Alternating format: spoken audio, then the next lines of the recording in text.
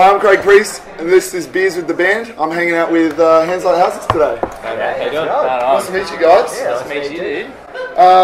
This is we're in Sydney at the moment on your, headline tour. Yeah. Do you guys get to headline often around, like, nationally, or is this like... It seems to be all we're doing at the Yeah, at the moment, yeah, it's been the year of headlining. Awesome. And I don't know if we haven't really figured out if it's a good or a bad thing. People still keep coming out, so it's obviously not doing too badly. That's good. But yeah, we seem to be doing a lot of it at the moment. This year's been a year. This year normally we haven't done many headliners before, but No.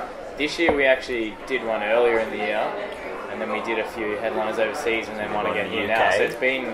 Yeah, we did UK and US headliners, and now... How do you guys get triggered, I guess, overseas headlining? Like, it's still... Better than here. Better than here. No way! Yeah, Way better than here. it's crazy. Gotta build the confidence on Yeah, that. like, it's Knock just us weird, back like, down. you know, like, we did, like, you know, there was our show in London is probably the biggest headliner show we've ever done. Like, even at our Canberra show where we're from, Yeah. with all our mums, dads, everyone there, was still Aunties. did better, not as big as we are in London, but It's crazy. So it's good. It has its pluses. It's cool, yeah. Yeah. And you've just released Reimagine. Yep. We have, yeah. I really want to know what the idea behind that was, I guess. So, because obviously you had the album Unimagine in 2013. Yeah. And then, so that's now over a year old, and then you guys just wanted to do an acoustic we were version. trying to time it so it would come out perfectly on the year. Like in It was July? gonna be like a present. But it didn't really work out. exactly how we wanted. Basically, we just wanted something that's like, we listen to, basically, we do listen to the music that we sort of play, but we listen to a lot of different types of music. Yeah. So it just gave us like the opportunity to actually play different types of music as And we've well. always, like, since we basically started, always done like acoustic or alternative versions of our songs. Like, it's something that we've always, like, I think We just enjoyed doing it. really enjoyed doing it, and we've gotten a lot of, like, it's kind of like a little cult following for our more acoustic, alternative versions of things. So there was a lot of, like, not say demand, but a lot of people just being like, oh yeah, when are you guys doing something like that? So then we, as well as wanting to do it ourselves, we were just like, oh, let's make an actual, rather than just doing like random songs here and there, we wanted to do kind of like a full release of it. So yeah. Well, because it's acoustic, but like some of the instruments that you guys use are not what you like. When you hear of an acoustic, we wanted it to be like alternative rather than We're acoustic. straying away from the acoustic because people more assume acoustic is just kind of like, you know, Exactly. old man, his guitar kind of playing. So it's more Me and Trent Kumbaya. Right? Kumbaya. It is one of those songs. Exactly. But it's more of, I would say it's more of an alternative EP because it's not, it's kind of just, you know, we're taking the music back to its kind of like song form and then taking it out on a different kind of like... Well, some of them sound just completely different. It sounds amazing. Like you wouldn't even know that was what you guys did. So well done, congratulations on that. I reckon it's sick. Rise Records. Yeah, that is an amazing label for you guys to be signed with. Well, it's just an amazing label in general. What happened with that? Like, how did that come about? Because there's not many Australian bands that can just all of a sudden get signed to Rise Records like that. What was the process? Like, did they call you guys? Did you guys get in touch with them? The earliest probably link I'd say would probably be from Cam at Chango. That's probably the earliest, I guess. Our record producer at the time, he had a lot of contact with Rise, and he was starting to get a lot more Rise bands coming through. Yep. So we recorded there for the first album. We recorded it in 2 parts, so we spent a fair bit of time over there doing that. So that already put us up on their radar, and then once we actually finished it all up, they were like, hell yeah. It just kind of like, I don't know, it was basically, it wouldn't have happened if we hadn't gone to America. If we hadn't recorded over in America, there would have been no... Well then, because that helped, like, popularity for you guys in the States seems to be... As a first push into, like, that sort of world of being, like, a band, like, it was the best first push we probably could have, without having, like, a major label or something. Well, exactly. Well, and I've talked to a few Australian bands and they've said that the US market, like the kids in the US do find it harder to get into Australian bands, but it seems like you guys have had no trouble with that whatsoever. And a lot more recently, like over the past, so since, I'm not saying we are the domino effect of people getting into Australian bands by any means, but I've noticed since we got signed, there's been a lot more, no relation again, I want to stress that there's no relation. No. There's a lot more. We are the forefathers of Australian music. You guys are... We're the next ACDC. basically what you're saying. No, a lot more. yeah. It's like, okay, there's Henley Cows, and then it's like there's Dream on Dreamer there for a little while, and then there's like North Lane starting to pick up over there, like In Heart's Wake is starting to build a following. Like there's a lot of like really talented. It always does seem to be a lot heavier bands. But there's always like a lot of really talented Australian bands that would do extremely well over in America. They just need to have that, like the ears to listen to them. Yeah, well, so I guess they just realise, hey, there's a shitload of talent coming out of Australia. Absolutely. And you guys help them realise. I also want to talk about In Heart's Wake. You guys are going on tour with those guys and Bury Tomorrow in the UK in November. So as soon as you guys are done with this, you get a little bit of time off? We've got a couple of shows in Perth. That's like the final little bit of this, and then we've got a show in Singapore. We're playing this festival called Shut Up and Listen. Then we've got a headline show in Kuala Lumpur, of all places. Wow. We're taking a little vacation by ourselves, like off to we're going to Cambodia. Some of us are going to Vietnam, and then we go to the UK. So I think it's about a month or so, probably a little bit under a month. We'll be over in the UK. Okay. But we're not having like downtime sitting around doing No. Like, there's other stuff to go. Yeah, a lot of cocktails. A lot of cocktails. Like a lot of sunbaking. You're still going to be living out of a suitcase essentially. You're That's not pretty going much home. life. It's been life since we signed. It's not worth unpacking ever. Yeah. I just put my suitcase in my cupboard. Or washing. Is this the first time you guys are doing Kuala Lumpur then? Or? First time we ever played shows in Asia. So we're pretty pumped. I think it's going to be awesome. You guys getting good feedback, I guess, from the kids because they would be commenting on saying heaps of kids always hit us up being like come to the Philippines or come here or come there, and they always seem to be like these amazing places, and it's like, all right, now we're doing it, so let's see what they do. Do you guys get gifts from fans at all? Do you guys like when you rock up the show? What's the weirdest or just the I guess you do all the drawings and stuff. I reckon we get some really beautiful gifts. We do get some really nice things. We get a lot of letters and those things. I think the weirdest thing that we've done was on Warped Tour. We were doing a signing one day, and someone asked us to sign a potato. A potato? So we signed a potato. Yeah. The outside of it, or did they cut it into the middle? Just a big potato. Just signed a potato. Potato is a glorious thing, though. Gifts. There's one show we played in a lot of respect in the UK, and this girl had brought out like little tailored gift bags of like she'd somehow gone and found out kind of like what I'm actually wearing one of the bracelets. One of the bracelets. She found like the interest of each kind of member of the band. Like I'm like into like I'm really into like medieval history. So like in my gift bag was like a little book on medieval history, like everything. Do you do those like mock fights?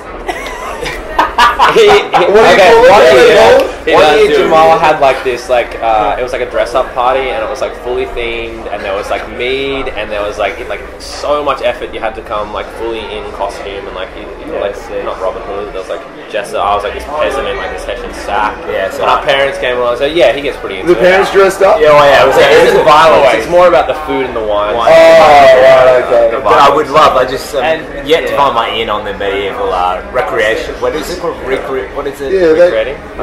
How do they do I don't know it? the word. There's a specific word for it. Yeah, that's really my favourite is in America we had a Japanese girl who gave us personalised Kit Kats. Yeah. So we got Kit Kats, but the packaging was like Hands Like Houses. our promo on it, and it said Hands Like Houses, and then it was like Kit Kats. She's come to a few shows actually. I think she came to a show on this Australian tour as well. It's wild. So we have Hands Like Houses Kit Kats, so that was pretty cool. Yeah, actually that would definitely take the... I have not... Maybe she owns Kit Kat. I think we are... I don't know. Has she got a special printing rights or... That's insane. No idea. She couldn't quite communicate it, but she was happy to be there. So. Celebrity pass. Who would yours be? Hugh Jackman. Hugh Jackman? Is that like just the ruggedness of Hugh Jackman? You reckon he would really confident. Really nice. You know, I'm in a long-term relationship, but I think my girlfriend would she'd high five me. She'd be jealous of you. So I'm going to do it for her as well, so she could kind of be with him through association. I reckon I'd go purely because the other day I saw the second trailer for the second Sin City movie. Jessica Alba. Jessica Alba. Sorry, a guy. Probably Matt Cooper, the other guitarist. I got to meet him later on. That's good. Okay, that makes things awkward because you could probably have that chance to do that if you wanted. We'll see. It's going to be a wild show. He's drinking that beer. I got to get that courage. He's a burly man. I'm going to have to go Emma Watson. Emma Watson. Yeah. I'm not a Harry Potter fan. Nah, she's the most beautiful.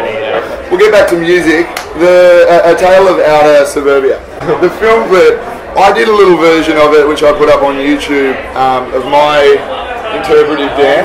But I didn't have. Why didn't you link us? I think I did. I linked you guys, but I didn't get the whole like foam or anything. I didn't get the bubbles, so I didn't feel the production. You didn't have the production budget. Yeah, I feel like I could have just sprayed detergent on me or something. Yeah. And that could be an idea for.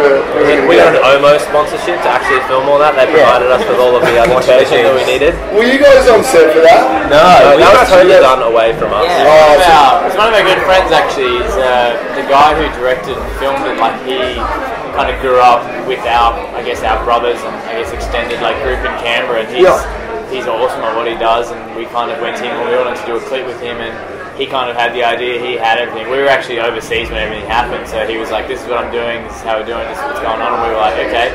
So you just gave him full creative control? We didn't see anything until like, not the final cut, but like... But we had all the treatments and everything, so we knew like what... we knew what direction it was going, but we didn't, like when we got the final product, we were like, wow, yeah.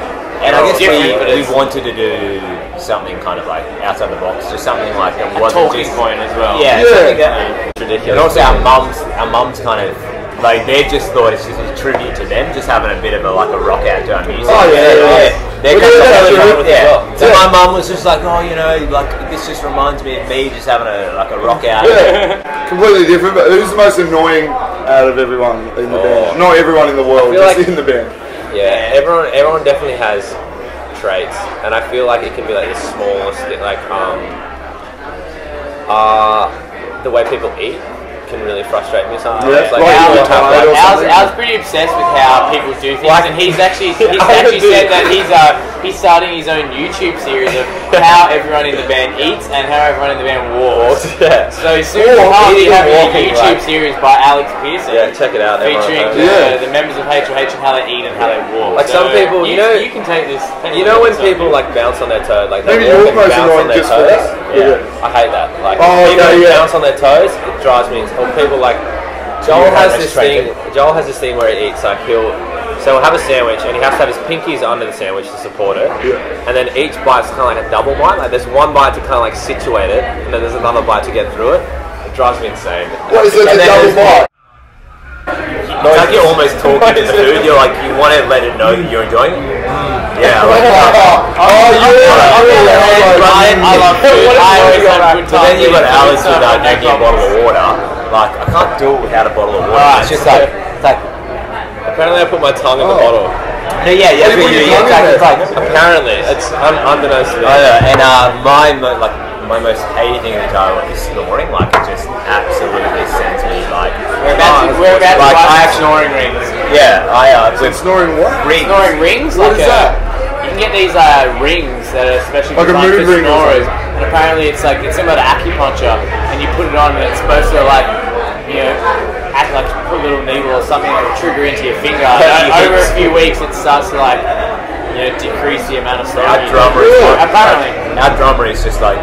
And our sound, they're good snores. Because I just can't sleep. Like I could sleep through a rock show, or whatever. I've slept in the backstage, like I'm sure I slept on stage during sound check. But if it's snoring, and then what I do is if people if people are snoring, I just get up, I just sit there and I record them, just so I can let them know what they sound like. Not creepy at all. No, creepy at least. Hang on, what have we got here?